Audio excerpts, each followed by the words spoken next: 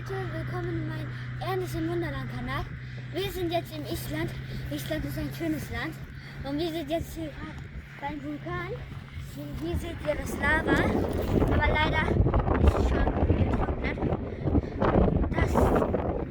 Ihr seht ja, da raucht es schon. Also ist es sehr gefährlich, wenn man da drauf geht. Es ist überall voll mit Lava. Und wir gehen jetzt